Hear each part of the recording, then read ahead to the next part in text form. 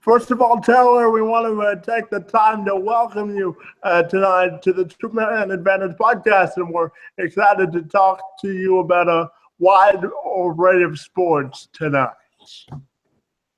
Oh, thank you for having me, Kevin. I appreciate it. So, Taylor, we'll get you started with this. Certainly, when we look at what happened in the Eastern Conference Finals Game 1, Isiah Thomas said the Celtics were the number one seed in the Eastern Conference for a reason, but it certainly didn't look like it against the Cavaliers. So, did you give Cleveland any shot to beat, did you give Boston any shot to beat Cleveland, or do you think this may be another sweep in the East? Yeah, to be honest with you, I think it's a sweep. I think the NBA has a serious problem on their hands actually when it comes to competition. It's clearly become a two-team league. I mean, it's unfortunate for Celtics fans, but I think this one was over before it started. Unfortunately, I mean, Isiah Thomas is a fantastic basketball player. I love the kid's heart. He's going through obviously a very emotional issue with his sister's passing, but I mean, the Cavaliers are a super team, and the Golden State Warriors are a super team, and you really can't beat super teams.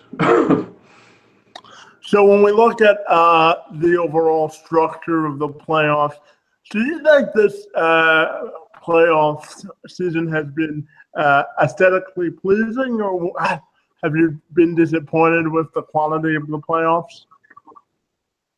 To be honest with you, as a basketball fan, this is one of the worst basketball seasons I can remember, as far as just being in tune to every game. And that's continued all the way into the playoffs. I mean, you really haven't had those exciting level of games I mean, shoot, I guess maybe the Raptors Bucks were exciting for a little bit.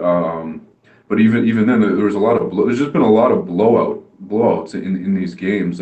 Even if the series is tight, like the games are blowouts. So from an entertainment standpoint, from a fan point of view, yeah, I've been very disappointed from all the way through the regular season. I mean, it seems like it's become, not only is the regular season not important, that a large amount of the playoffs is not important, until maybe the Western and Eastern Conference Finals. So overall, I would say I've been pretty disappointed, but I mean, hopefully we get some better basketball soon.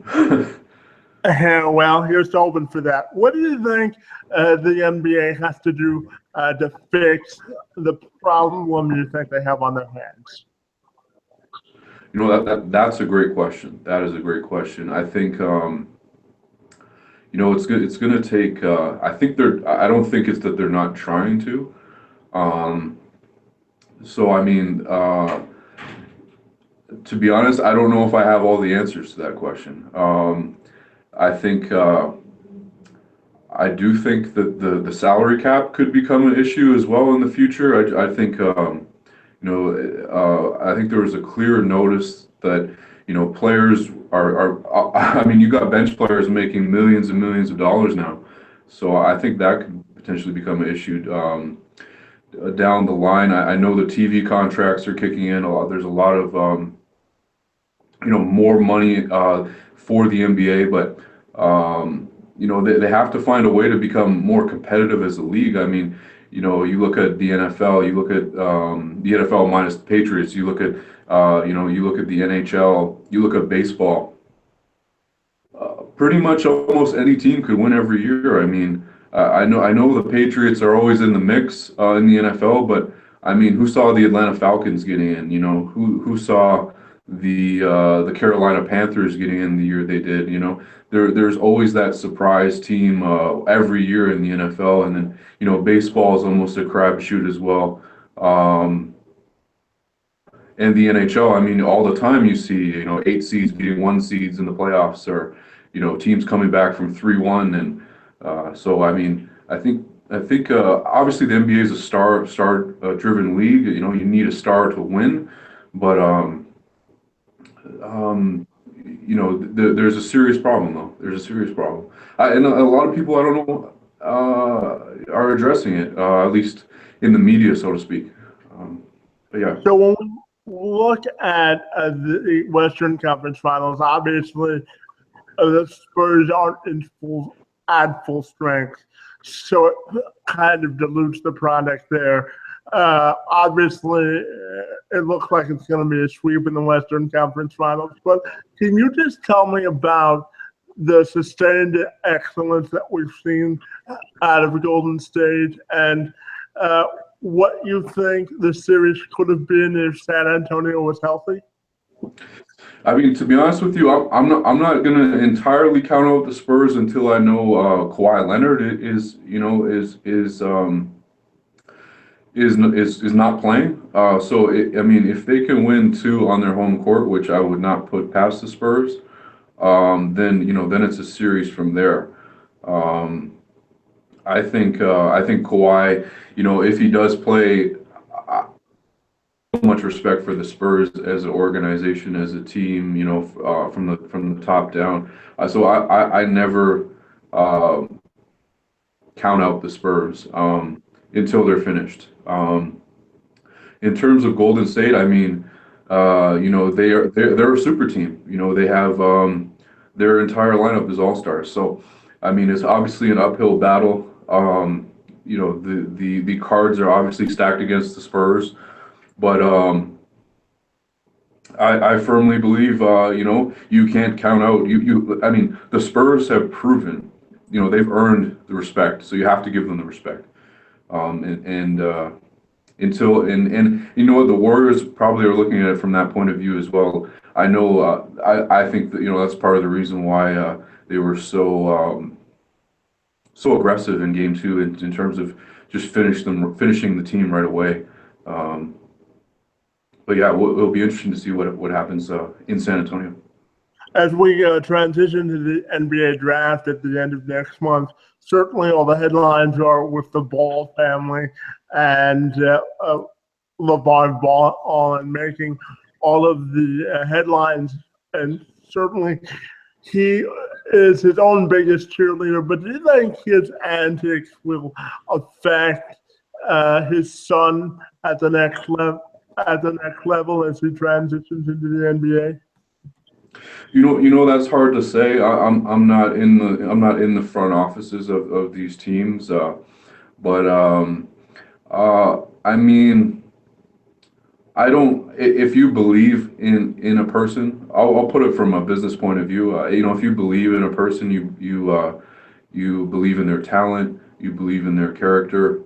Um, Outside of that, how much is the outside noise really a factor? I'm not sure that it's much of a factor, especially if you're good at your job. Um, and I mean, what LaVar Ball doing, I think, is more just about marketing than anything else. So I think business execs and GMs in the front office are able to see through that. I don't necessarily think that if Lonzo Ball is number one on their board, I don't think things too much. But um, let's see. What did you think about what we saw this past week in the NBA draft lottery? Well, I'm a Mavericks fan, so it was nice to see us in the top 10 for once. And I mean, it's probably a good for from a business standpoint that the three very prominent NBA teams are in the top three there with the Lakers, the Celtics, and the 76ers. Um, I know it's It's a good time to be definitely a good for the Mavericks NBA. fan. Yeah, absolutely. Well, I think it's better for the NBA when the Lakers are good, or at least have some sort of relevance. So yeah, Do you think the it's Lakers will keep the second pick? I do. I do. I think. Well, it's hard to say, but I think they want Lonzo. I think Lonzo's the right fit for them. You know, Southern California guy obviously wants to be there. Um, It'll help them sell so yeah, tickets.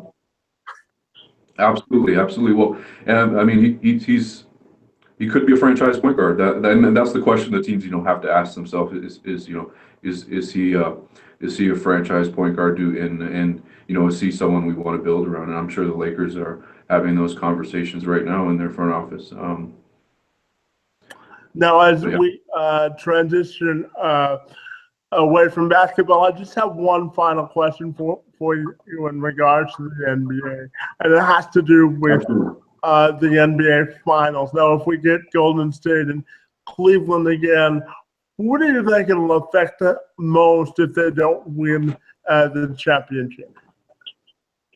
Sorry, if Cleveland doesn't, or if If we get the a matchup that everyone is expecting with Cleveland and Golden State, who do you think which legacy of which team is affected the most if they don't win?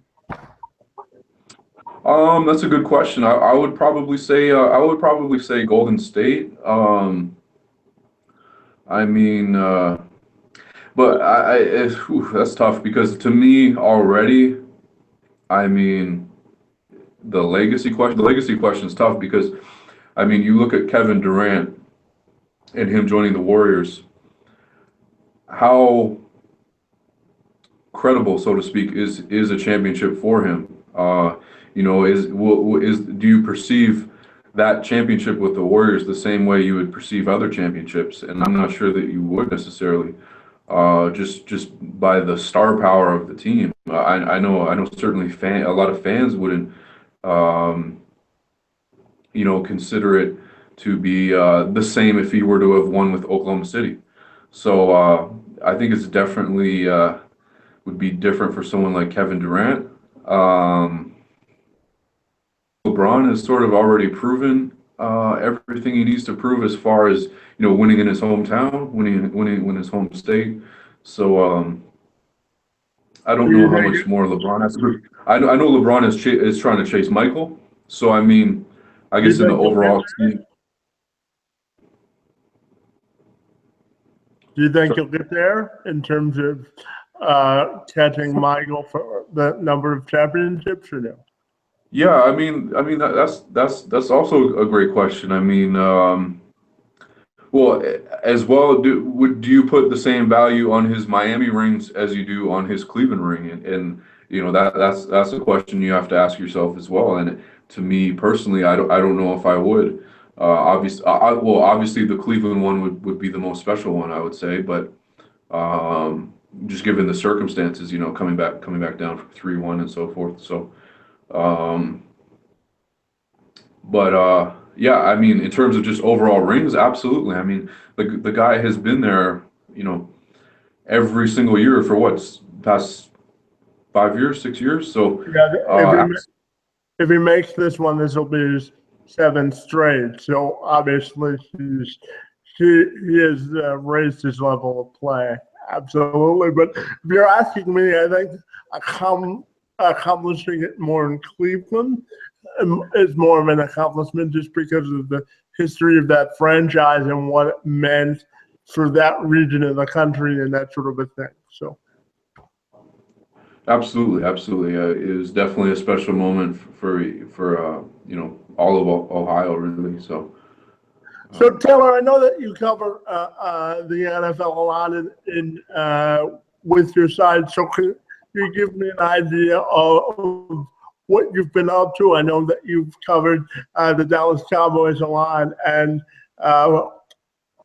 been upgrading their defense this offseason, and just your general opinion on what we saw from them and overall in the NFL draft. yeah, absolutely. You know, I was at Texas A&M's Pro Day recently. Got to see Myles Garrett up close and all the Texas A&M prospects in this year's draft. We covered the pro day. You can see a lot of our footage on Fanatics View Originals on YouTube or our website. And yeah, it was fantastic to be there. And then we were at the Cowboys draft party with Duro Music. Shout out to Duro Music. And it was fantastic to be out there with the Cowboy fans and see Taco announced. And then yeah, just watching the draft, the later rounds. I personally love what the boys did. I mean, clearly attacked need in terms of corners and potential safeties and defensive line, but took a lot of the best available players too. So I thought the draft was outstanding. I know a lot of other media outlets and experts thought the draft was outstanding as well. I'm excited about Taco. I'm excited about this Woods kid they got in the 6th round. A lot of people think he's a steal. Obviously, no one knows that yet, but I'm excited that we think he's a steal. So, well, in yeah, April and I think during the draft for all filled with optimism. That's for sure. absolutely. And I know we talked to Daryl Moose Johnson recently as well, and I know he was excited about what the Cowboys did, and I think really just talking to Moose and just in general, if you just observe the Cowboys are really their defense. That's really all they need offensively. They should be fairly well set with Dak, Zeke, the offensive line, and Dez and Cole, and it's a very strong offense. So really, the focus is defense. How can we get better on defense? How can the Cowboys get better on defense? So. Well, I couldn't proceed with the interview without asking you about what you think Tony Romo is going to be as a broadcaster in the booth for CBS next year. Yeah, I mean, we'll have to find out. I think Tony, just observing Tony as a fan, I haven't had the opportunity to be around Tony yet personally, but just observing as a fan, I think he's very he's charismatic. He's a good interview. So, and obviously, a guy who's played that long in the NFL at the position of quarterback has a lot of knowledge to share. So I can't wait to see him doing Thursday night games and the CBS games. I think he'll do very well. Obviously, there's probably going to be a learning curve, like in anything else. It takes experience. So fantastic. But I mean, to me, there's no reason why he wouldn't be. So we'll see though.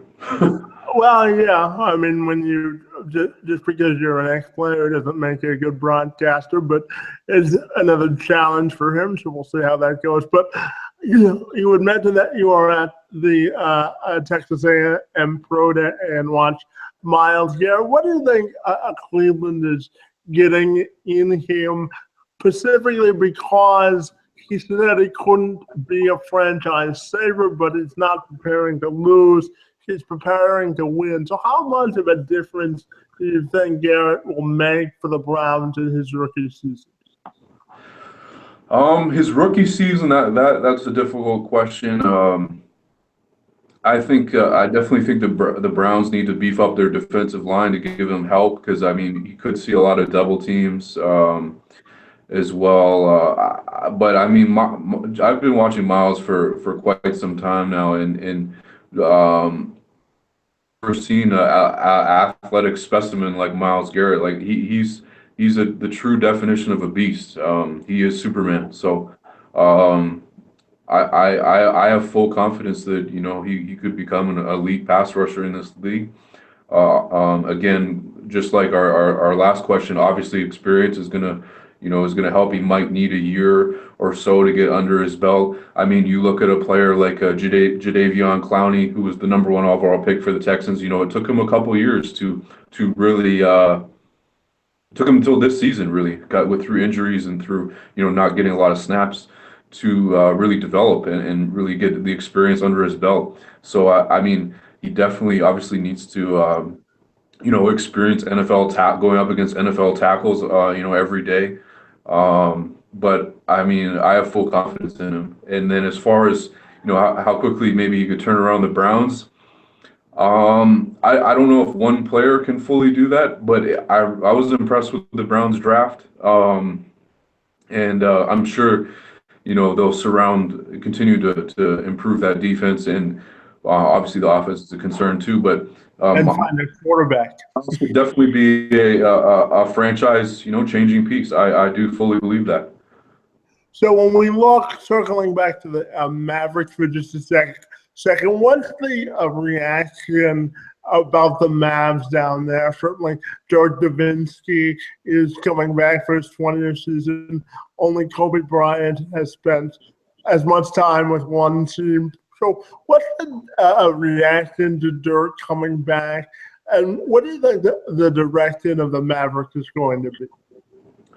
Yeah, that's a fantastic question. The latter question there. I'm not too sure in terms of the future direction. It definitely seems like we might be at a crossroads here, where we're very close. The Mavericks are to having to rebuild. Um, hmm. I mean, I think likely what they'll do is take that number ninth overall pick. Hope that's a franchise, maybe a franchise caliber piece, or at least a starter, and build from there, and try and just continue to try and acquire more young assets. I know that's what they're trying to do with Nerlens Noel.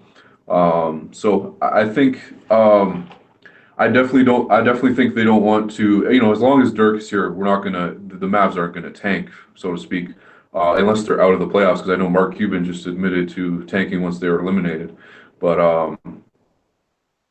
I don't see a blow up while Dirk is here, so to speak. So it's to me, it's really just about retooling with young players and building young players around Dirk. Um, you know, does that mean they can compete? Based off what I just said about the NBA earlier, I mean, no one can really compete. It's a 2 to 4 team league max. So I mean, it's going to be tough. But and then as far as the vibe in Dallas with the Mavericks, they've probably lost some buzz, some fans. But I mean that always happens when you're not in the thick of things, probably in any city. But I mean overall, I mean Mavs fans got a ring in 2011. So I mean they it's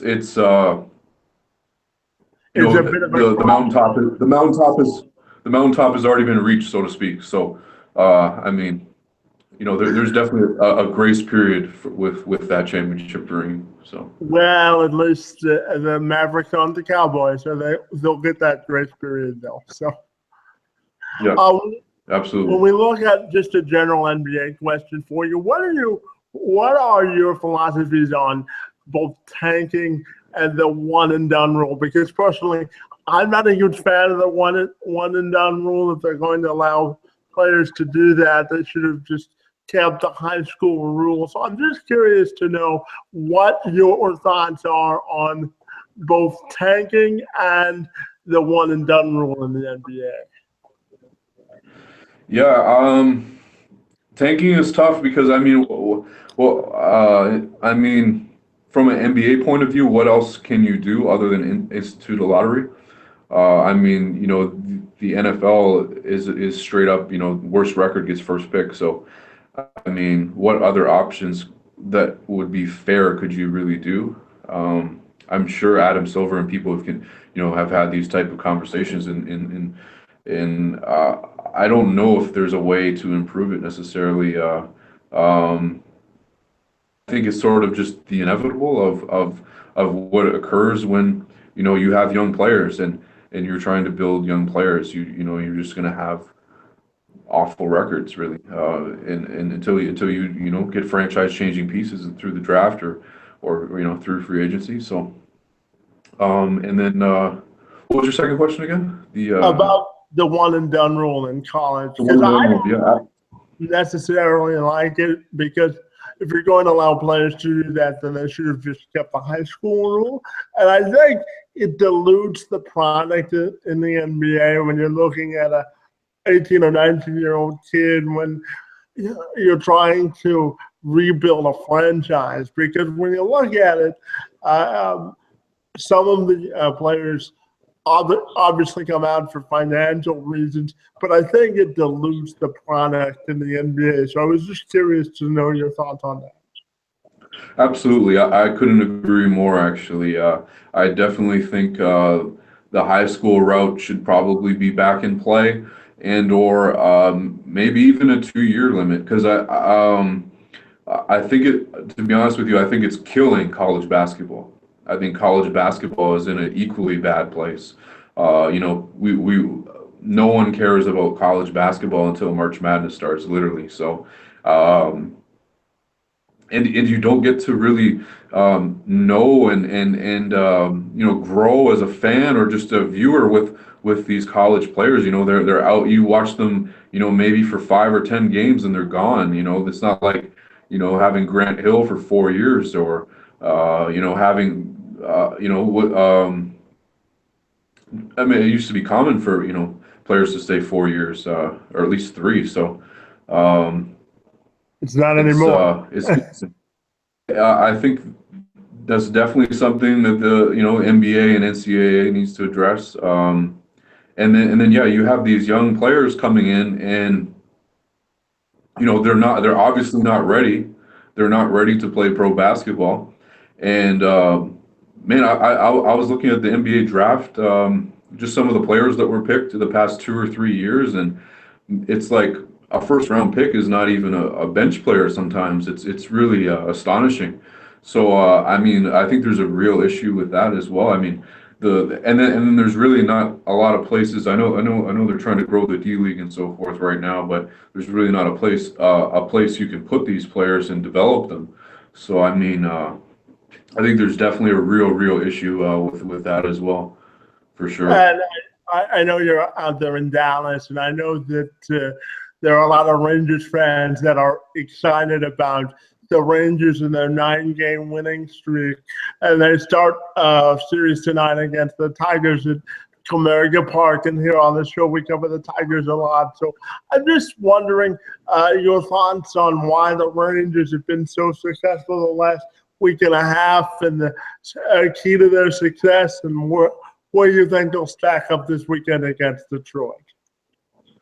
Yeah, I mean, Texas is really just starting to hit. I mean, they really just weren't hitting for the month of April. A lot of players were in slumps. We were getting some good starting pitching, but really just weren't hitting as a team. And a lot of guys are getting hot right now.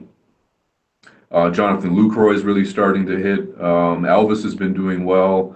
Um, who else? Joey Gallo, he's not hitting for average, but he's hitting bombs left and right. So Mike Napoli's starting to come around. So I think it was just a lot of April blues, so to speak. And the team's just really starting to hit better. And then as far as how they'll fare against the Tigers, I think the Tigers might have been going through some of the similar issues. I know JD Martinez was on the DL. I know, and he's already back, bombing it out. So You're saving their um, offense, that's for sure. yeah, I definitely have a lot of respect for the Tigers. I think they're a really good team. Um, but I think the answer for the Tigers will be, how far can the starting pitching take them? Can Justin Verlander remain consistent? Can Jordan Zimmerman ever get going? Can these young pitchers, Fulmer and Boyd, can they carry the load or help lessen the load of Verlander in the bullpen? Um, but yeah, it should be a very interesting series. I look forward to watching it. Absolutely. So Taylor, as we wind this down, can you tell me what your staff is working on your side and how people can find you? Yeah, absolutely. You can find us on social media at the Fanatics View, Twitter, Instagram, Facebook, and you can find us on the web, fanaticsview.com or thefanaticsview.com. And upcoming, we have a interview with Emmitt Smith coming out, interview with Bo Jackson coming out. We have an interview with Torrey Hunter coming out. We have an interview. We're interviewing Michael Vick tomorrow. And yeah, you can check out our YouTube page, Fanatics View Originals. Lots of interviews, lots of media content here in Dallas and in Canada, and yeah, that's pretty much it. Well, Taylor, we want to take some time to thank you for your insight on a wide variety of sports and for joining us tonight on the Two Man Advantage podcast. Thanks for your time, and it was a lot of fun, buddy. Absolutely, man. Anytime. I appreciate it, and yeah, keep it going, man. I like what you're doing. Thank you so much. Not a problem. Have a great day, and thanks for the kind words, buddy. You too. You too.